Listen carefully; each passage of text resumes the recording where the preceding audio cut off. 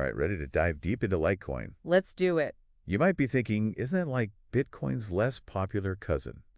And yeah, there's some truth to that, but as always with crypto, there's a lot more going on beneath the surface. It's definitely got a fascinating story. So today we're going to unpack Litecoin's origins, figure out how it works, and see if it really lives up to that digital silver hype. Sounds like a plan. So Litecoin was created back in 2011 by Charlie Lee. Fun fact, before getting into crypto, Charlie was actually a coder at Google, working on Chrome OS. Talk about a career shift. Yeah, it's kind of wild to think about the different paths people take. Right, so what was Charlie thinking when he created Litecoin? Was he trying to create a Bitcoin killer? Not at all. Litecoin was actually designed to address some of the early limitations people were noticing with Bitcoin, particularly when it came to speed and cost. So as Bitcoin got more popular, things started to slow down and get more expensive. Exactly. Those higher fees and longer wait times weren't ideal for everyday transactions. Buying a coffee or sending some money to a friend. So Charlie was like, let's make a version of Bitcoin that's faster and cheaper for everyday use. Yeah, basically. And that's where the digital silver idea comes in. So it's not meant to replace Bitcoin, but rather to be like its more practical sibling. Exactly. Bitcoin is like digital gold, a store of value, while Litecoin is like silver, better suited for those smaller, more frequent transactions. Okay, I'm digging the silver analogy. But how are they actually different under the hood? They both run on blockchain, right? Yeah, they both use blockchain technology, but think of them like siblings. They share some DNA, but have distinct characteristics. So what are those key differences? The most noticeable one is speed. Litecoin processes blocks every 2.5 minutes compared to Bitcoin's 10 minutes. So that means transactions are way faster on Litecoin. Much faster. And because of that faster block time, Litecoin's halving events also happen more frequently. Halving. Now that's a term I haven't heard in a while. Right. So a halving event is when the reward miners get for verifying transactions gets cut in half. So it controls how new Litecoin is created. Precisely. And that happens every 840,000 blocks for Litecoin versus every 210,000 blocks for Bitcoin. Okay, so if Litecoin's creating new coins faster, does that mean there's just like way more Litecoin out there than Bitcoin? You're catching on quickly. Yes, Litecoin's total supply cap is 84 million coins, which is 4 times higher than Bitcoin's 21 million. So would that make it less valuable? Well, it does contribute to Litecoin's lower price per coin, which is part of what makes it so accessible for everyday users. Makes sense. So more Litecoin, faster transactions. What about the tech behind it all? Is it exactly the same as Bitcoin? Ah, good point. There is a key difference in the hashing algorithm they use. Hashing algorithm. Now we're getting technical. Break it down for me. Okay, so a hashing algorithm is essentially the mathematical function that secures the blockchain. Kind of like the lock on a digital vault. Exactly. Now, Bitcoin uses SO256, while Litecoin uses an algorithm called Script. Script, got it. What's so special about Script? Well, when Litecoin was created, Script was actually intended to make mining more accessible to regular people. So anyone could mine Litecoin from their home computer. That was the idea. Script was designed to be more memory intensive, so you'd need more RAM to solve the mining puzzles. It was harder for specialized mining hardware to dominate. Sounds pretty democratic. Did it actually work out that way? Well, the idea was there, but as with many things in tech, things evolved. Specialized hardware, known as ACID miners, eventually emerged for Script as well, increasing the competition. Ah, so the playing field didn't stay level for long. Unfortunately not, but that's the nature of innovation, right? Someone's always finding a new way to push the boundaries. True enough. So we've talked a lot about the tech behind Litecoin, but let's get to the practical stuff. How easy is it to actually use Litecoin? What are the advantages? Now that's where things get really interesting. Litecoin was designed with usability in mind, and it excels in a few key areas, especially when it comes to cost. Yeah, let's talk about those fees. Aren't they significantly lower than Bitcoin's? Way lower. On average, a Litecoin transaction will only cost you about 3 cents. 3 cents. Seriously, that's practically nothing, especially compared to what some other cryptocurrencies charge. It's a huge difference, especially if you're making lots of small transactions. And then there's the speed we talked about, thanks to those faster block times. So no more waiting around for ages while your payment goes through. Exactly. And Litecoin is also compatible with the Lightning Network, which can make transactions almost instantaneous. Lightning Network, tell me more about that. It's basically like a second layer on top of the blockchain, like a network of side roads that let transactions bypass the main highway. So it makes things even faster and cheaper. Exactly. It's a game changer for micropayments and everyday transactions. This is sounding pretty good. So Litecoin is easy to use, cheap, fast. It's ticking a lot of boxes. The best part is people are actually using it.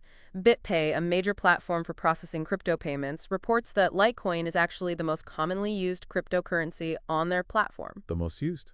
That's impressive. So it's not just hype. People are actually using Litecoin to buy things in the real world. Exactly. It's fulfilling that digital silver purpose we talked about. Okay, I'm sold on the usability. But what about mining? How does that work with Litecoin? Well, just like Bitcoin, Litecoin uses a proof of work, or POW mining process. So computers are competing to solve complex math problems to verify transactions and secure the network. That's the gist of it, and the first one to crack the code gets rewarded with newly minted Litecoin. And a portion of the transaction fees. You got it. It's how new Litecoin is created and how the network stays secure. But didn't we talk about how specialized mining hardware kind of took over? Does that mean mining Litecoin from home is a pipe dream? Well, it's definitely become a lot more challenging. The puzzles are getting more and more complex, and those ASIC miners we talked about, they bring a lot of firepower to the table, so you'd need a pretty powerful setup to compete. Okay, so maybe mining from home isn't the best strategy. What about staking? Some cryptocurrencies let you earn rewards just by holding on to them. Does that apply to Litecoin? Great question, and this is where things get a bit nuanced. Litecoin itself doesn't support direct staking because of its proof-of-work architecture. So no staking rewards just for holding Litecoin? Not directly, but there are still ways to earn passive income with your Litecoin.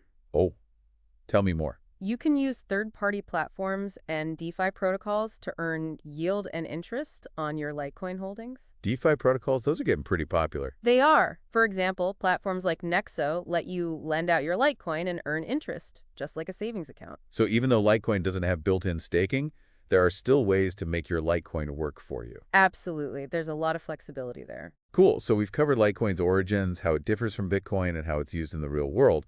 But Litecoin's been around for a while now, right? With all these new cryptocurrencies popping up, does Litecoin still hold its own? Definitely. Litecoin was designed to be a more practical, efficient version of Bitcoin. And even with all the new players in the game, it's still relevant, especially for those everyday payments. So it's like the seasoned veteran of the crypto world. You could say that. Litecoin's got a long history, a proven track record, and it's known for its stability. That makes it a reliable choice for merchants and users. Makes sense. So it's not just about being the flashiest or the newest. It's about doing what it does well. Exactly. But beyond just its practical uses, Litecoin's also been a testing ground for important Bitcoin upgrades. Really? Like what?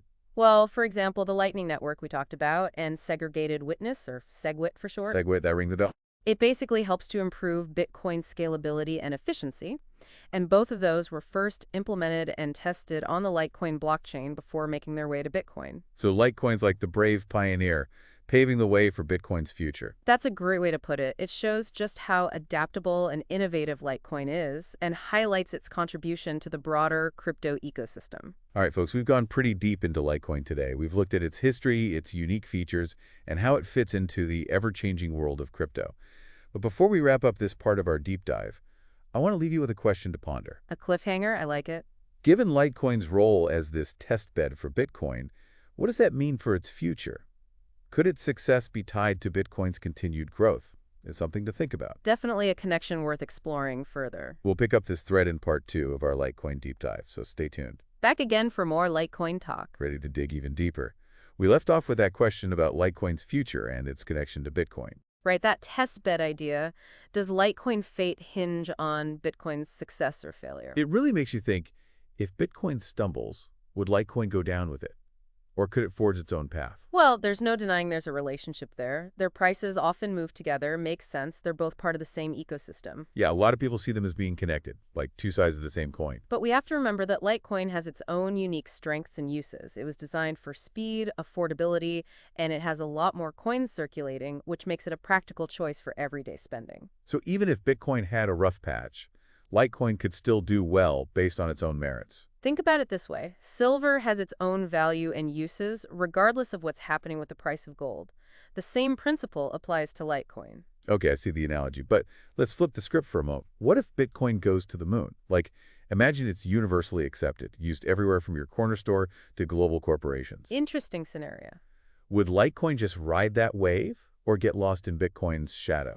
That's where things get really interesting. On one hand, widespread Bitcoin adoption would probably benefit the whole crypto market, Litecoin included. Kind of like a rising tide lifts all boats. Right, but if Bitcoin becomes the dominant force, it could also squeeze out other cryptocurrencies. If Bitcoin's working perfectly for everyone, why use anything else? So Litecoin's success could be a double-edged sword. It benefits from Bitcoin's growth, but could also be overshadowed by it. Exactly, it's a delicate balancing act, but here's where Litecoin's unique qualities come into play. Its speed and low fees make it more appealing for certain types of transactions. Especially those small, quick purchases where Bitcoin's slower transaction times would be a pain. Precisely. Imagine if Bitcoin becomes the standard for big transactions and investments. And Litecoin becomes the preferred currency for things like micropayments, online purchases, peer-to-peer transfers. Exactly, finding its own niche in the crypto world. So what should we watch for to gauge Litecoin's future potential? What are the key indicators? A few things to keep an eye on. First, technological advancements. Litecoin's always evolving. We talked about how it adopted Lightning Network and SegWit before Bitcoin. What's next? Innovation is key in this space. Definitely. And second, merchant adoption. How widely will Litecoin be accepted as payment? The more places that accept Litecoin, the more useful it becomes. Right. And then there's the regulatory landscape. The crypto industry is still navigating a complex and ever-changing regulatory environment. How governments choose to regulate Litecoin will have a huge impact. Regulation is the big unknown for all cryptocurrencies. And finally, investor sentiment. How people feel about Litecoin will impact its price. If investors are confident and optimistic, its value will likely rise. So it's not just about the tech and adoption, but also about perception. Absolutely. Sentiment can make or break markets. We've covered a lot of ground, from Litecoin's beginnings as a faster, cheaper Bitcoin alternative to its potential to carve out its own unique place in the crypto world. We've explored the factors that could shape its future. But before we wrap up this part, let's go back to that question about Litecoin's relationship with Bitcoin. Right. Is it fate tied to Bitcoin's success? We've looked at both sides of the coin. I have a feeling you've got one last thought for our listeners. What I find most remarkable about Litecoin is its resilience. It's survived for over a decade through market ups and downs, tech shifts, and regulatory uncertainty. It's a survivor, for sure. And yet, it's still relevant. People are still developing it, using it, trading it. That speaks volumes about its underlying value and the strength of its community. So regardless of Bitcoin, Litecoin seems to have a good shot at leaving its mark on the world of crypto. It's a testament to its adaptability and unique qualities. Well said.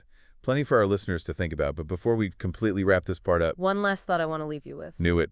Had to have one more. Consider this. Litecoin was created to address Bitcoin's limitations. But what if, in the future, Litecoin's own limitations inspire something even better? Whoa, now you've got me thinking. Could Litecoin be the stepping stone to a whole new generation of cryptocurrencies? Imagine something even faster, even cheaper, even more accessible. The beauty of innovation, right? A never-ending cycle of progress. And who knows, maybe Litecoin, the digital silver, will be the foundation for this future. That's a thought-provoking note to leave our listeners on. We'll dig deeper into that idea in part 3 of our Litecoin deep dive. Back for the final part of our Litecoin deep dive. And we're switching gears a bit. It's time to speculate. Informed speculation, of course. We've covered Litecoin's history, its features. But now it's time to ask, what if? Litecoin was created to solve some of Bitcoin's limitations, but what could those improvements lead to down the line? Remember that question we ended part 2 with. Could Litecoin's limitations actually spark the next big thing in crypto? It's a thought-provoking idea, right? It's easy to get caught up in what a cryptocurrency is doing now, its speed, its cost. But what about its potential to inspire something entirely new? Exactly. Let's brainstorm for a second. Okay, hit me. We know Litecoin is great for those everyday transactions, but it's still using that proof-of-work model. Which can be energy intensive, we talked about that. And those specialized mining setups, they can make it tough for the average person to get involved. Creates a bit of a barrier to entry for sure. So imagine a new cryptocurrency comes along that builds on Litecoin's strengths, the speed, the low fees. But it tackles those limitations head on. Something even faster, even cheaper, and environmentally sustainable. Now you're talking. A cryptocurrency that doesn't leave a massive carbon footprint. Sign me up. Imagine paying for your coffee with crypto and feeling good about it. Love it. But it goes beyond just being eco-friendly. What if this hypothetical coin also had decentralized governance? Giving users more control over the network. A true community-driven currency, very much in line with the spirit of crypto. Radical. And maybe it integrates seamlessly with other technologies that are emerging, like the Internet of Things, AI.